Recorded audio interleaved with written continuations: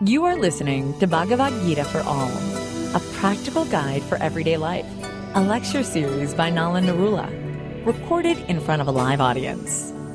Chapter 1. Observing the armies on the battlefield and the consequences of war. Om Namo Bhagavate Vasudevaya.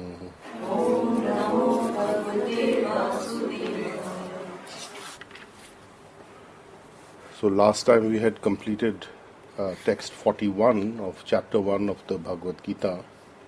The continuity is that Arjun is having some kind of a panic attack and he is quoting all kinds of scriptural teachings to support his view that he should not actually fight on the battlefield of Kurukṣetra. He has seen all his relatives there, he has seen his associates and previous friends who are now on the opposite side and they are outnumbered. And he is fearful. And he is now quoting very stringent scriptural teachings referring to all authorities. And the continuing theme in his presentation is that the population, if we fight our enemies and we fight these people, the family members and the opposition, it will lead to a unwanted population situation going forward because all the elders, the lawgivers, the guidance givers will all be destroyed and we will destroy the dharma of the family, of the community, and that will lead to unwanted population. The women will be polluted and the children that come from such relationships will also have no guidance and they will all go down to a very terrible dark place in society, will get into a hellish condition. And more than that, he is constantly referring that if he does something like this, he is definitely going to go to hell. And all those who are on his side will go to hell. So he says, I would rather leave the kingdom, I would rather not fight them, let them have what they want. I don't want to incur sinful reactions. So he is very knowledgeably quoting scriptural teachings, and he is continuing in text 41, where he says, last time we had discussed, where he says, Shankaro Narakayeva Kula Gnanam Kulasya cha Patanti Pitaro he esham Lupta Pindodaka Kriya. So there will be nobody to offer oblations, pind, no water, no food to the ancestors. So he is including that this is going to be a wholesale slaughter and destruction of total society, including the ancestors who are in Pitralok, and there will be nobody to offer them Pinddan and nobody to offer them oblations during the Shraddha ceremonies. So not what to speak of the existing family that we will destroy, the Kul, but we will also fall down. The forefathers will also be very upset with us because we are not giving them the service we should be giving to liberate them from their condition. So it is going to be a wholesale destruction of societal structure. So he has created and painted this very fearful picture, and rightly so. He has created this picture where there's going to be so much damage and a falling away from the rules and regulations of the Karam-Kand section, the fruitive activities, as per the Vedic injunctions. So he is continuing in the same vein as we continue on text 42. Doshe rete kula gnanam varna shankara karake usadhyante jati dharma kula dharmascha sasvata. By all these kind of faults, doshe, these are faults, errors, Kulagnanam, the destroyer of the family, that's us.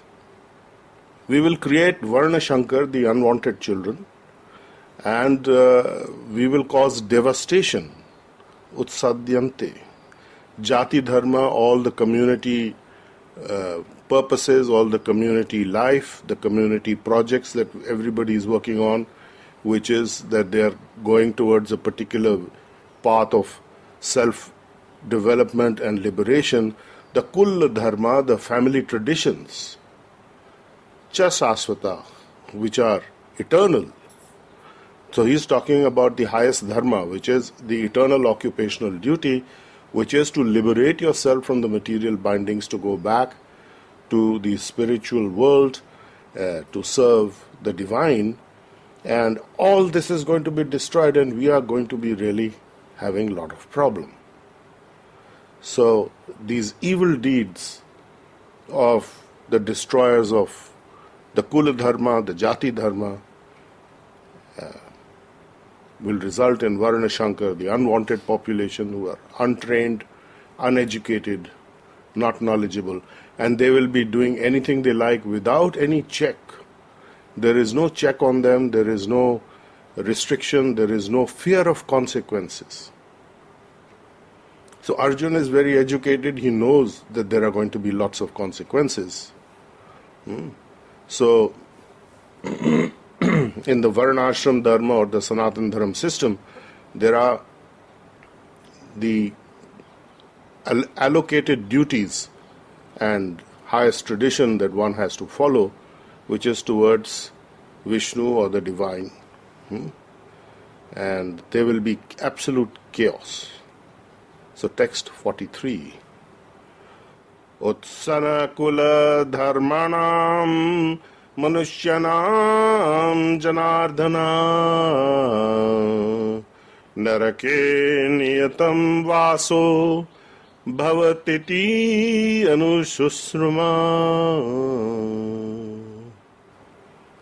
Those who have spoilt the family traditions, such people, and then he's again referring to Krishna as Janardana, the maintainer of all living entities. So basically he's saying our activities will unmaintain them, destabilize them, and will go against you also. And narake niyatam vasa, always we will live in hell. It becomes necessary for such people to be punished by going to a hellish condition. Iti anususruma, I have heard from disciplic succession, from the authorities, from gurus, from from sages, from the wise people. It is coming down in the scriptural injunctions. So how can we go against the scriptural injunction, and how can we go against you? And he is very fearful about going to hell because he knows what are the consequences of going to hell. There are 28 different types of hell that are listed in the various Purans, and we will discuss that in a bit. And it is necessary to be educated for these things. Otherwise, if one has no fear of consequences, it is just like the law is there, but it is not telling you that if you do this or if you go against the law, what is the punishment. So very often, education is the deterrent to breaking laws. So it is very, very important to be educated, and we will educate ourselves about the various consequences of actions of various types, particularly what Arjun is fearing, going to hell. Everybody is hearing about hell, but what exactly does that mean? It's a reform, place to reform and to get punished so that you don't do that kind of thing again. And some of the hells, very, very severe punishments are available. So we will talk about that in a little bit. So in the 44th text, Arjun goes on to say, Aho bata mahat papam kartum vyavasita vayam yad rajya sukha lobhena hantum svajanam mudyata. So he has come to the point now that we will commit great sin, mahat papam, if we do. And we are decided to do this greatly sinful act.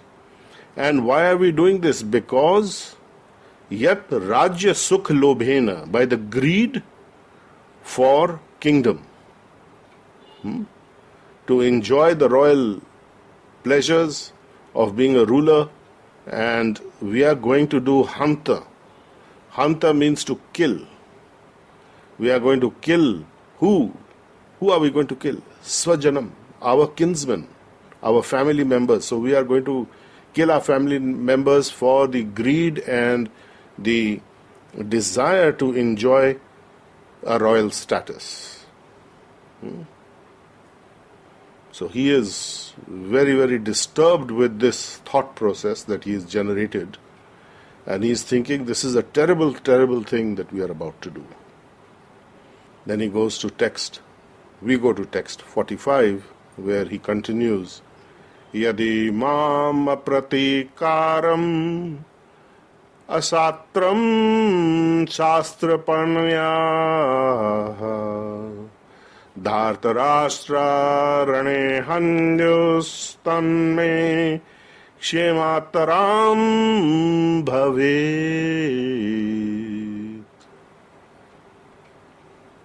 Even if I stand in front of Dhṛtarāṣṭra, the sons of Dhṛtarāṣṭra, in the battlefield, rane, unarmed, apratikaram, ashastram, without any weapons, I will stand there naked, as it were, with no weapons in my hand. I will not resist. Better let them kill me in such an unresisting position than to fight with them.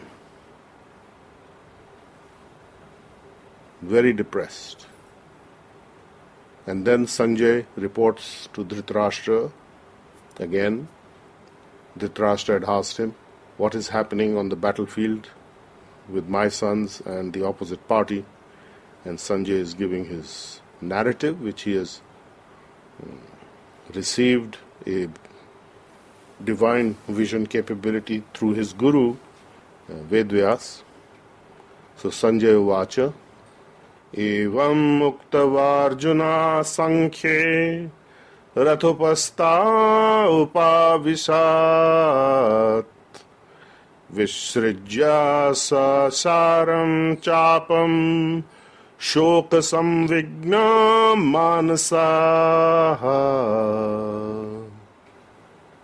Sanjay said, having spoken like this, on the battlefield, on the chariot, Arjun sat down and set aside his bow and arrow and became very much mentally depressed and in sadness, shoka, lamentation, samvigna, troubled, depressed, distressed.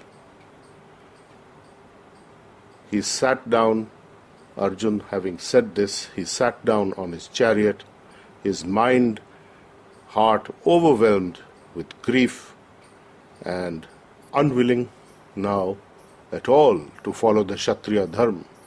He had referred to it earlier that the dharma will be destroyed, so the first dharma is being destroyed within his own mind and his own capability. By just thinking of this, he is willing to give up his Kshatriya dharma. And that is the end of chapter 1. Text 41 to 46.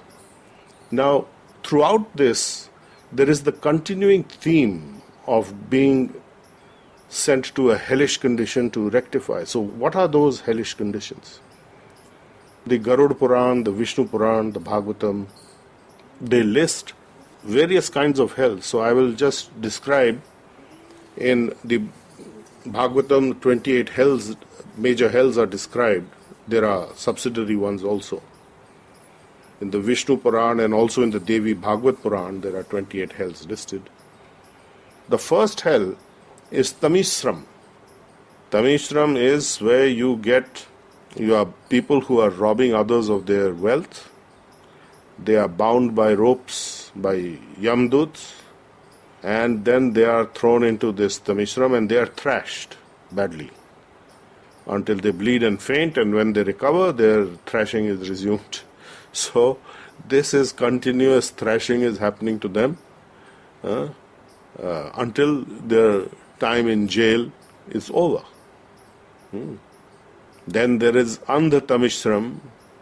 Dhṛtarāṣṭra is reserved for the husband or wife who treat their spouses well when they are to profit or get some pleasure from them. And also cheat on their spouses. And those who give up their husbands or wives for no apparent reason are also sent there.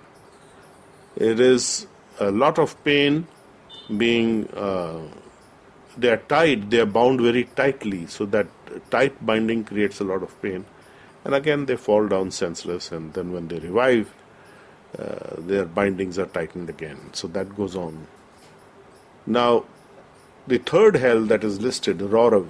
There are two, Raurav and Maharaurav. Now, Raurav is what Arjun is afraid of, because he is referring to certain activities that he thinks that they are doing by fighting their relatives and killing them for enjoying royal pleasures. And that is the hell of Raurav, which is by a tormenting situation by snakes.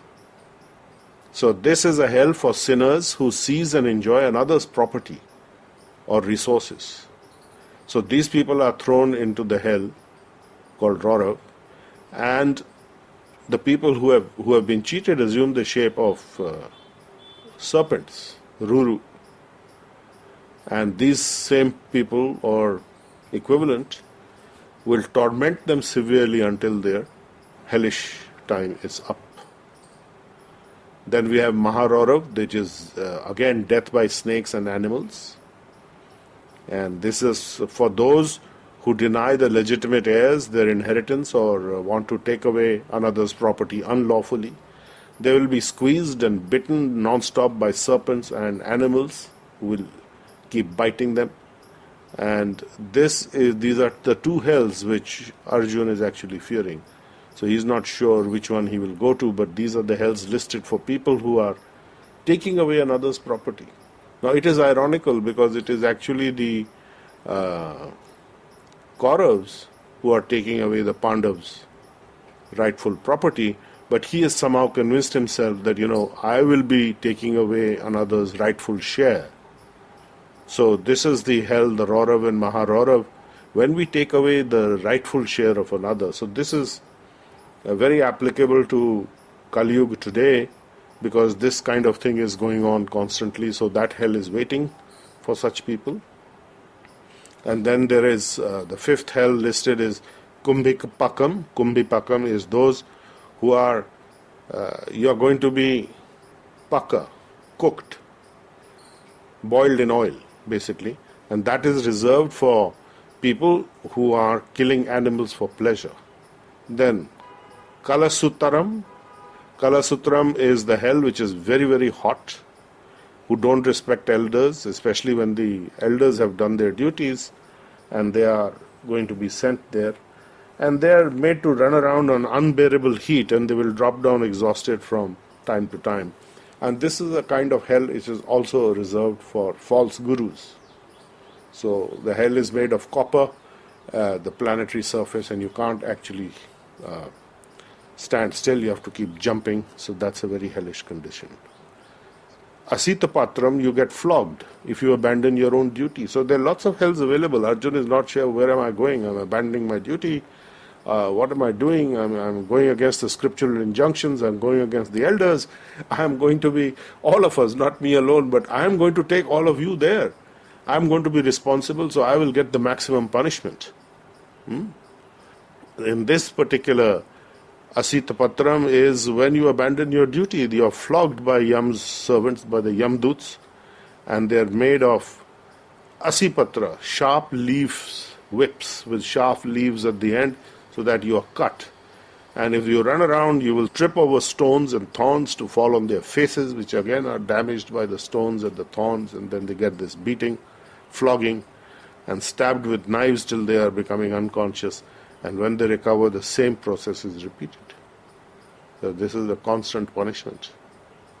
Then the eighth hell, Shukaramukham, those rulers who neglect their duties and oppress their subjects by misrule. are punished in this hell. They are crushed to a pulp by heavy beating, and when they recover, it is repeated again.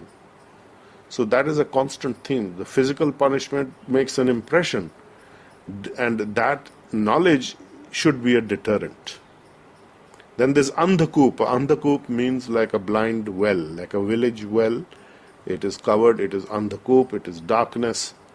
And there will be pushed into a well where beasts like predators like lions, tigers, wolves, eagles, snakes and scorpions, they will keep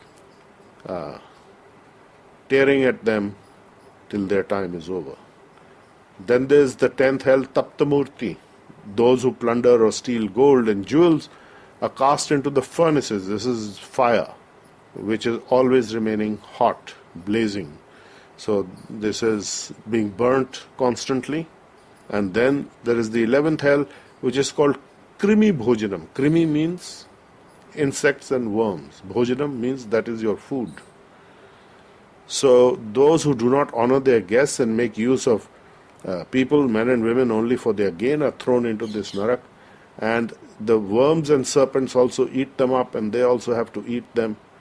And they are provided with constantly renewed bodies, and the worms and the insects keep eating them. Then there is Salnali, where for men and women who have committed adultery, a figure made of iron, heated and red hot, is placed there, and the culprit, the person who is punished for this, is forced to embrace it while getting flogged by the Yamduts. Vajra Kantakasali, embracing a sharp image. Sinners who have unnatural intercourse with animals, they are made to embrace iron images full of sharp diamond needles that pierce through their bodies. So there is a lot of, these are all hellish conditions, certainly. Then there is Vaitarani. Vaitarani is the river of filth, blood, bones, semen, pus, stool,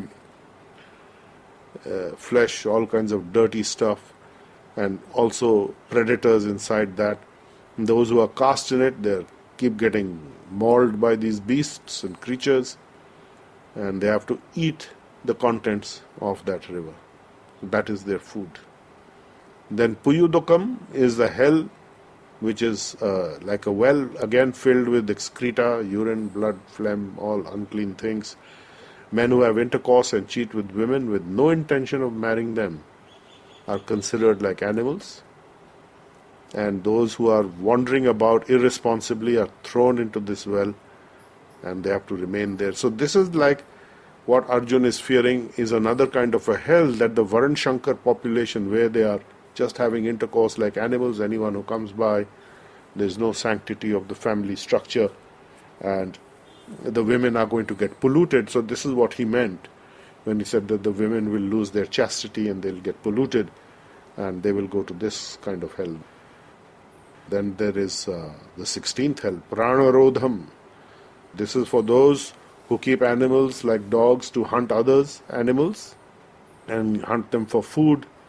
And here the servants of Yama, in other words the Yamduts, will gather round the sinners and cut them from limb to limb while abusing them constantly. So the abuse is not so much verbal abuse, and physical abuse is terrific. Then there is the Visasanam. You get thrashed with clubs, like baseball bats, kind of clubs.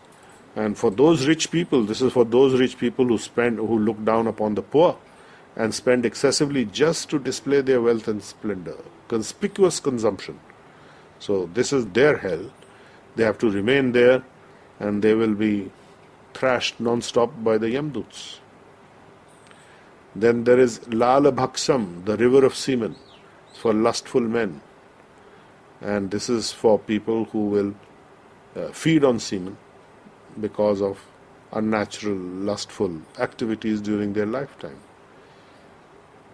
Then Sarmayasanam, people who are doing mass antisocial, unsocial activities like poisoning food, mass slaughter, ruining the country. They are cast into this hell. And they can eat nothing but dogs, and the dogs will eat them. So it's a dog-eat-dog situation for people who are committing wholesale disaster for countries, for mass slaughter for populations. So this particular hell is also there for politicians who are actually doing these kind of things. So that's the hell that is waiting for them. They'll be, because they're eating the innocent population, then the dogs will eat them in this particular hell. Sarameya Sanam. Then Avici, those who tell lies, who bear false witness for money or for personal interest, they are turned into dust. They are thrown from a great height and smashed into dust when they reach the ground, to little bits. Then again they are restored to life and the punishment is repeated. False witness.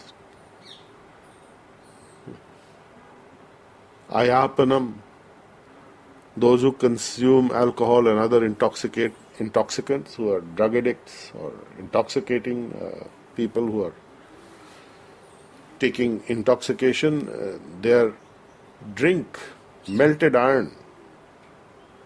The women who do this, they drink melted iron in liquid form. The men are drinking molten lava for every time they consume alcoholic drinks in their earthly lives. So that's a lot of candidates for that one. So we are coming to the end, don't worry. These are the major hells. So number 22nd hell is Rakshobh Jaksam, revenge attacks. So these are revenge attacks from animals for those who have conducted human and animal sacrifice, and who conduct this animal and human sacrifice and eat the flesh, they'll be thrown into this hell, and all living beings they killed will be there, and they will join together in attacking and biting and mauling them. And they can keep shouting and screaming, nobody's listening. So, Sulaprotam, trident. People who take the lives of those who have done no harm to them and who deceive others by treachery are sent to this Sulaprotam. There they're impaled on trident, on a trishul, and they are going to be suspended in that trishul throughout that punishment. They are going to have no food, no water, they will have hunger and thirst, plus other tortures that they will experience. Then the 24th hell is Ksharak Dharmam. Ksharak Dharmam is the hell where you are hung upside down and being tortured.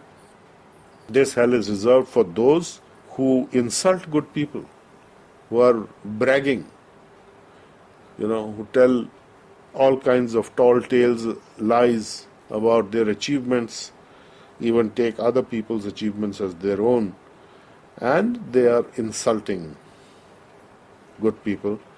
So the Yamdoots will keep them upside down and thrash them and torture them in various ways till they get the impression on their soul that they should not do this. Then the 25th is Dandasukam, those who treat others like animals, who persecute them as they would treat them as an animal, will be sent there. They are eaten alive by many beasts. So I think there are lots of candidates for this one, especially those who mistreat their servants and treat them like animals. You read in the papers all the time. So that Dandasukam is going to be waiting their arrival.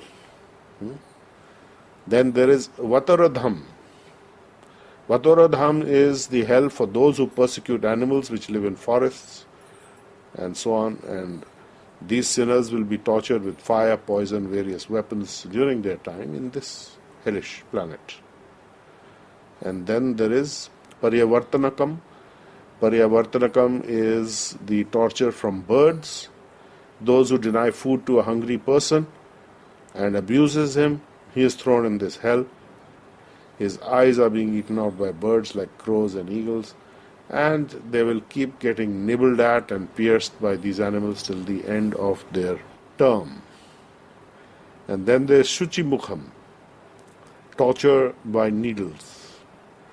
Proud and miserly people who refuse to spend money even for basic necessities of life. They don't want better food, or they don't want to buy food for friends, relations, or people. Misers, they are stitched in needles throughout their body and they are tied down and they're constantly pierced by needles. So these are the hells. Now Arjun is educated, he knows that there are these 28 kind of hells. And he is very knowledgeable. He's thinking there's half a dozen of these hells that we are good candidates for, and I'm going to be the leader. I'm going to go into the worst one.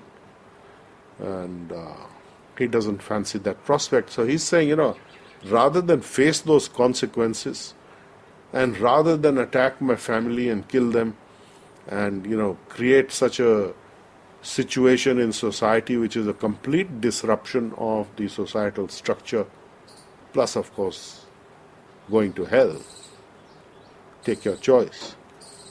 He says, I would rather die unarmed on the battlefield. Let these sons of Dhṛtarāṣṭra kill me, even as I stand unarmed. So he set aside his bow and arrow, sits down, head in his hands, very depressed.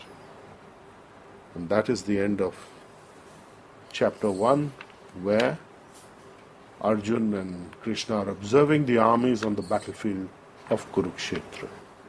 And this is narrated by Sanjay, Dhṛtarāṣṭra's secretary. The secretary is got the divine sight to relate to blind Dhṛtarāṣṭra. What is happening on the battlefield in answer to his question? Kim Kurvata Sanjaya? What are my sons and the opposition, the sons of Pandu, doing on the battlefield? So we stop here at the end of chapter 1 today. Next time we will take up chapter 2. So, any questions? Yes? So chapter 1 can relate to the before coming to the healing. You can relate to it? So, why only before healing? Even during healing, we are still relating to it, because I don't think everybody changes suddenly. Do you change suddenly? But then we are doing some action, healing action. Right. But you're not doing enough because you don't have the education about the hellish planets. Right? So now if you have education about the hellish planets, tell me how much of a difference that's going to make to you. Scary. Make you a lot of difference? Yeah, so education is very important. Because when you're in ignorance, you can do all kinds of nonsensical activities to disturb entire societal structure.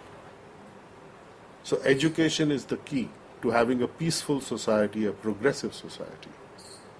It's very, very important. The most important thing is education, and Vedic education is of supreme importance, because we are talking not only about what's happening in this lifetime, what's happening in this body, we are talking about what's going to happen to you in future and where are you going. Your future is very bleak if you are not paying attention to these things. If you say, I can do anything as long as I'm getting away with it, oh, you are going to be in trouble. There are all these places waiting for you at the very minimum. You are also going to get punished. So people say, oh, we don't know, what? Who has seen? Who has seen previous birth, next birth? Well, you have seen. In this body, you are traveling through this changing body. Your consciousness, your self-awareness is traveling through your changing body, which is not even having the cells that you were born with anymore. This is reincarnation, and you're not going to stop. The body may come to a stop, but you will continue, and that's the evidence. So there's absolutely a future life, and from that we can understand there is a previous life, because what we are getting now is from our previous situations, wherever we have been. So as healers and devotees of Krishna, or following on the Varnashram system, the Sanatana Dharma system, of which healing is a part, is a branch of the same tree, we are on a very good track And knowledge about this, the deeper knowledge as to why is Arjun so terrified? He is terrified of committing these offenses because he is very educated. He has some compassion, but mostly it's compassion for himself. He's not so selfless as one would like to think. He is thinking, what will happen to me?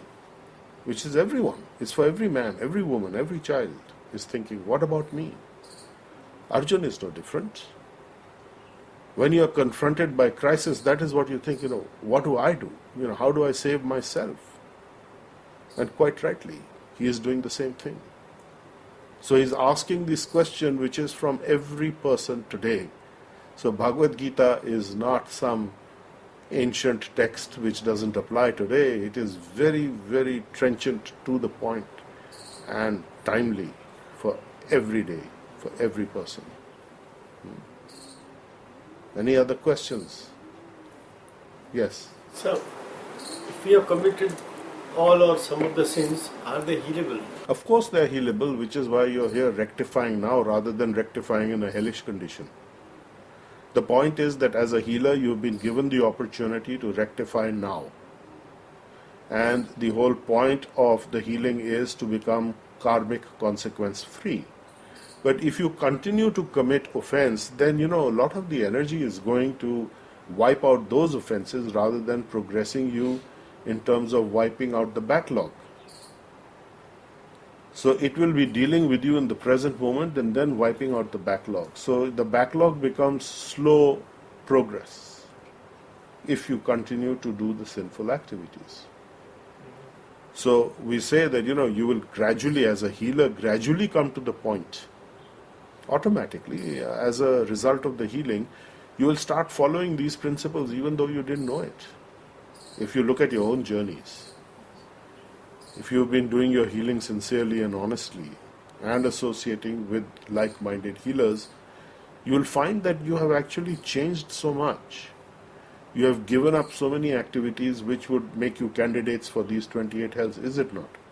So how many hells do you think you've been now decommissioned from, so to speak? All. All? You've been decommissioned from all? Yeah, that's right. So you're no more doing those things, then you are good. Very good. Only eating my backlog. Only the backlog is left? Yeah, so that's no problem. If you avoid committing the offense today, just for today, do your work honestly, respect elders, parents, teachers, everyone, including yourself. Be in an attitude of gratitude, be in gratefulness, and so on. You will be without fear, you will be without anxiety automatically, you will be without anger. If you think this is my share, and the secret to being happy, we pointed out some time back, and I'd like to point it out again, is that you should want what is happening to you today, rather than swimming against it. Instead of saying, why is this happening to me? Say, yes, this is a good opportunity. So then you are in harmony with what is happening, and you will be able to maximize the benefit that you get from being where you are today, rather than struggling against it. By that we don't mean that you take a very passive position and say, okay, let it happen. You take the position and make it the best place that you can be in. Convert it, whatever situation you find yourself. You think you can apply that? So that way you need not be unhappy about anything that happens to you. And you are constantly able to deal with every single so-called obstacle, predicament, difficulty. So here the word was used for Arjun when he was thinking like that samvigna, manasa. He was distressed in his mind. So the mental distress will go away. That's the last shlok of the first chapter. Has got a lot of summarized intent and teaching in it, which is where Arjun casts aside his bow and arrows and sits down. His mind is overwhelmed with grief. He is becoming powerless. He is becoming inactive because he is so depressed. He is not connecting with the fact of the healing energy, the source of all sources, who is actually driving his chariot, Lord Krishna. The source from where Reiki comes, from where the KQ force comes, where the Brahma Shakti comes. So it is up to us. We can take it or leave it. Yes. So my question is, like the situation like Arjun is here, we also face day-to-day life such situations, even though they are not as critical or as trivial like he is in right now.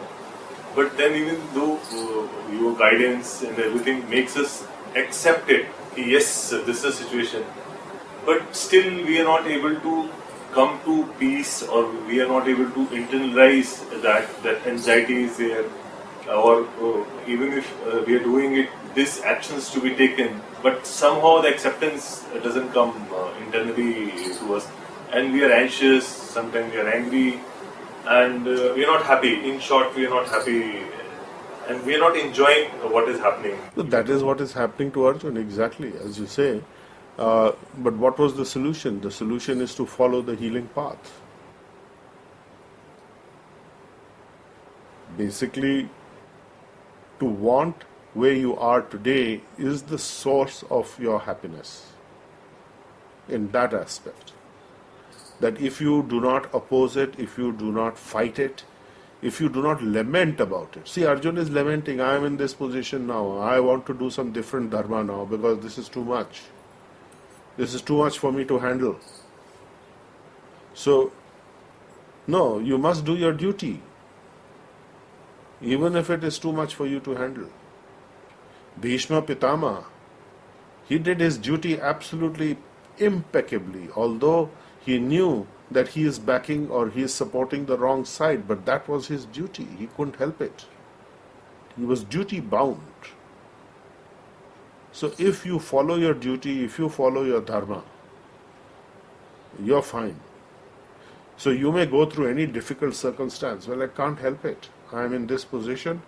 Let me do the best I can and follow the scriptural injunctions. See, there are many things today that you can actually give up. There is no need, for example, for people to eat animal flesh or animal products of any kind.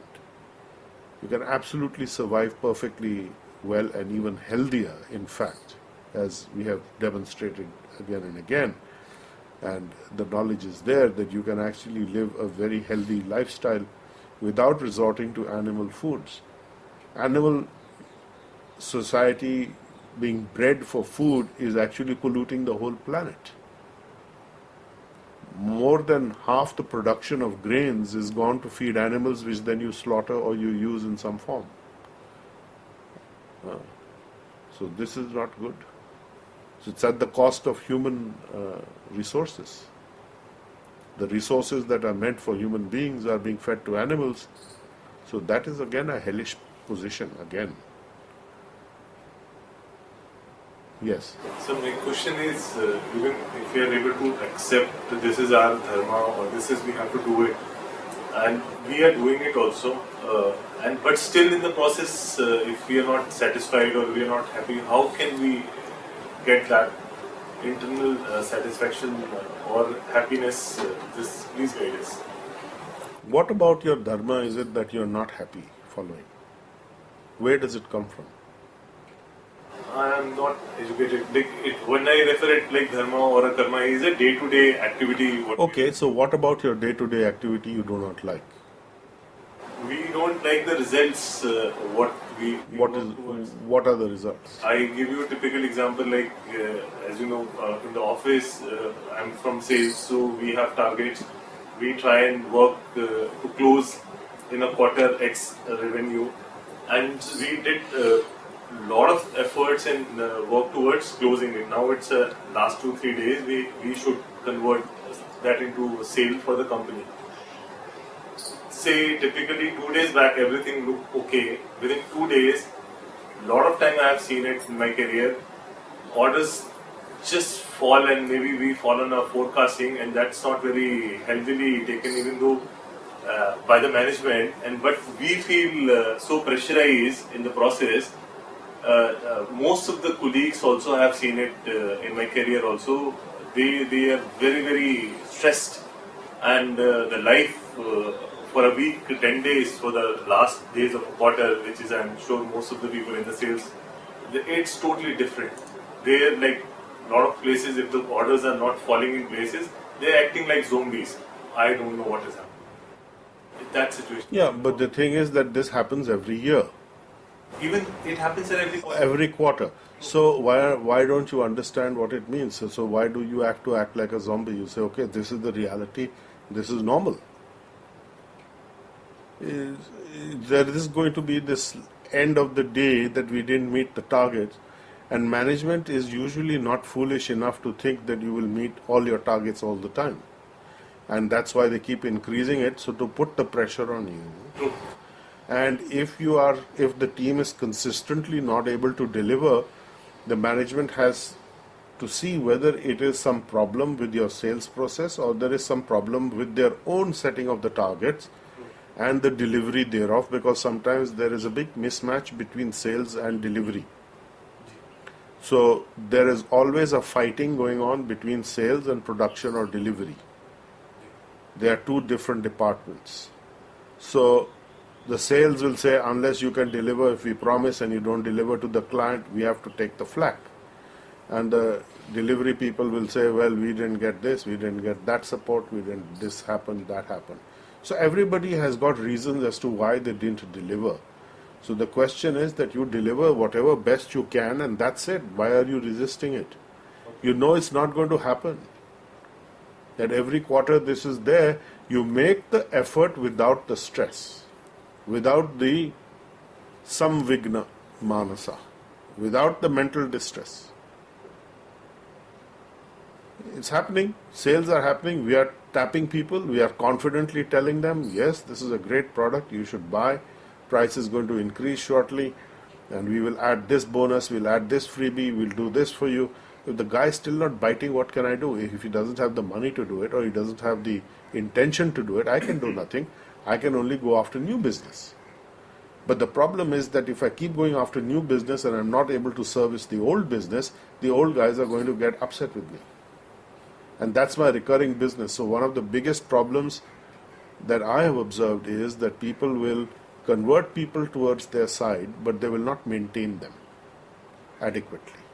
So that maintenance or service with the previous people you're providing the service to is of great importance, because they can actually get you more business. They can refer that these guys are great, they give you great service. At the end of the day, what's the difference between one product and another may not be that much, but it's the service that you give. What is the product that you're selling and giving?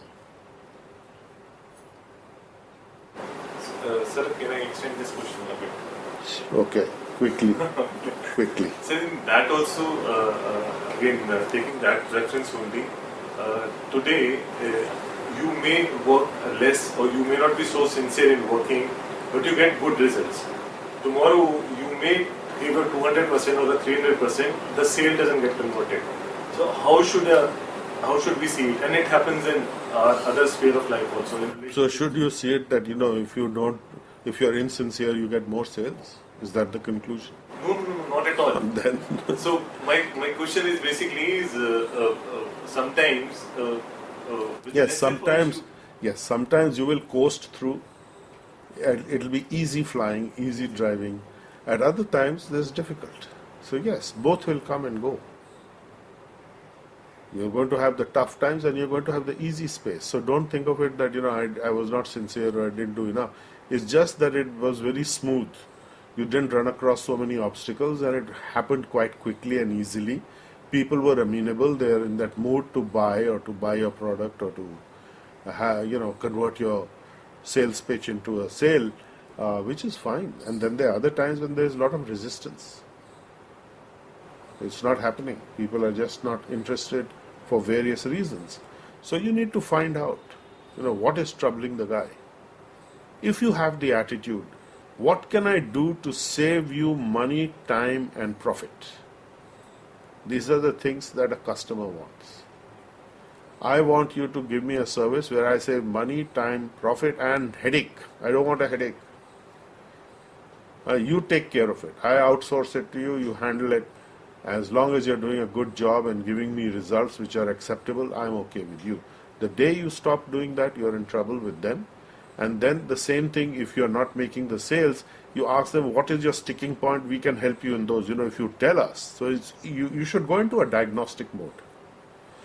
Rather than thinking that sales are very difficult, you should ask them, I would like to know from you, what is your biggest number one problem or biggest obstacle that you are finding difficulty in, so that I can try and help you. You take that attitude and I can guarantee you'll convert any sale. Almost. Are you doing things like that? Yes. How much? Too much. Too much?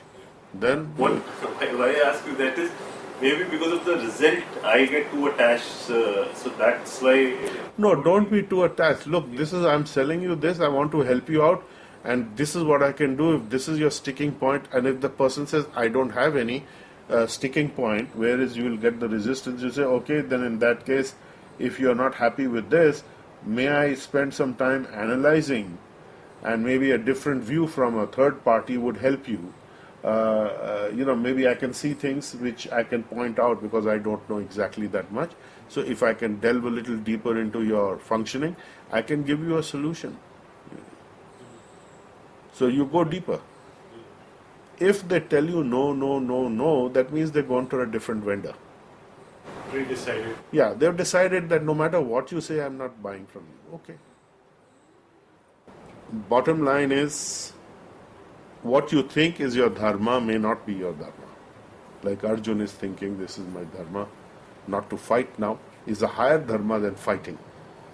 So that may or may not be the case, as we will discover when we go through the subsequent chapters. And we are coming up to one of the most interesting chapters in the Bhagavad Gita, which is chapter 2, which is a summary of the entire contents of the Bhagavad Gita in short. So it is a short synoptic summary of every single topic that is covered. So this is a summary, this is the setup, you can say, of the questioning of what is happening, and then in chapter 2 we will learn about the entire synoptic summary of Bhagavad Gita, and then we will proceed. Okay, last question, comment, anything? Okay, thank you. Om Namo Bhagavate Vasudevaya.